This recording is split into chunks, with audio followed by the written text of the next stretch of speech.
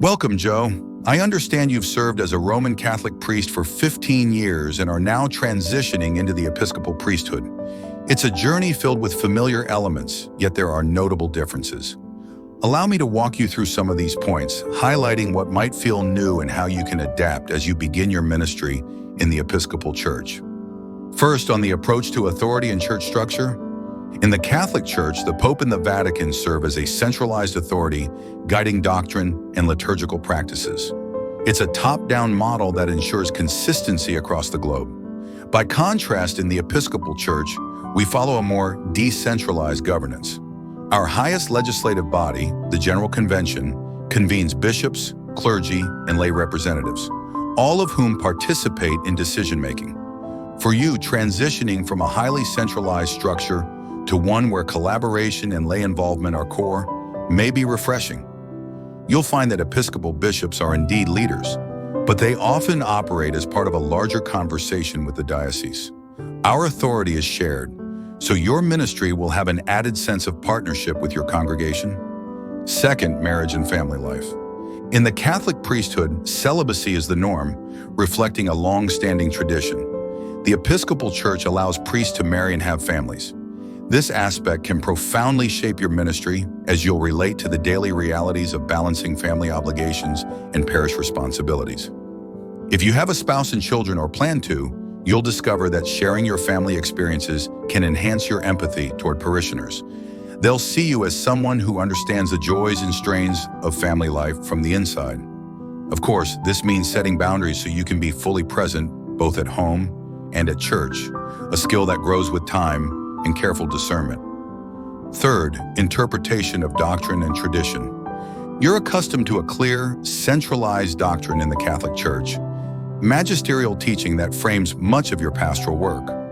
While the Episcopal Church upholds the creeds and has firm roots in historic Christianity, it also embraces theological diversity.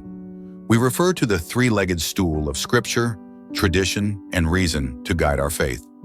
This means you'll encounter parishioners and fellow clergy who hold a variety of perspectives on theological and moral issues. Open-ended discussion is common. Exploration and respectful debate are welcome. You may find yourself facilitating conversations where not everyone agrees, and that's okay. Our aim is often to foster unity in the essentials and allow freedom in non-essentials, all with charity. Fourth, social issues and inclusivity. The Catholic Church often takes traditional stances on moral questions and social issues. The Episcopal Church, meanwhile, is known for being relatively progressive and inclusive, particularly regarding LGBTQ+ inclusion, gender equality, and a deep commitment to racial and social justice. If you're coming from a context where certain issues were more narrowly defined, you may need to expand your pastoral approach. In many Episcopal congregations, people celebrate a broad range of perspectives. You'll likely be called upon to minister to individuals in same-sex marriages or those whose life choices might have been more challenging to address in a Catholic setting. Approach these interactions with grace, humility, and open-hearted listening, and you'll discover how deeply this inclusivity resonates with the Episcopal ethos. Fifth, liturgical and sacramental practices. You'll recognize much in our sacramental life: the Eucharist, baptism, confirmation. These are central in both Catholicism and Anglicanism. However, the Episcopal Church's liturgical approach is guided by the Book of Common Prayer, which offers a framework but also room for local adaptation. Where the Catholic Mass follows a universal structure with limited room for variation, you may find Episcopal liturgies sometimes incorporate creative or contextual elements, music styles, inclusive language, or cultural expressions that honor the local community.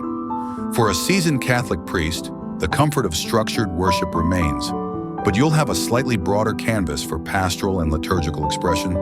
6. Role of lay leadership. In the Catholic context, lay people support the priest ministry, but are typically not deeply involved in governance or major decision-making. Episcopal congregations are built on a strong tradition of lay leadership.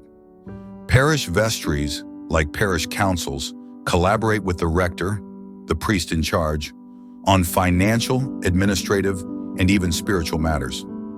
This means you won't carry the entire weight of parish leadership alone. Learning how to delegate empower, and trust lay leaders will be essential to your ministry. When laity feel genuinely involved and heard, the entire church flourishes. Seventh, flexibility in pastoral care.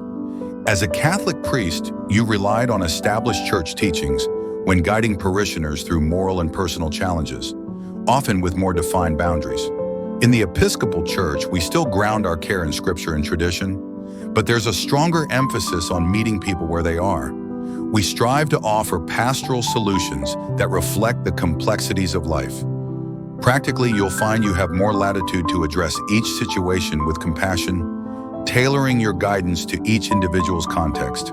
Parishioners are encouraged to develop a personal relationship with God and discern God's calling in their unique life circumstances.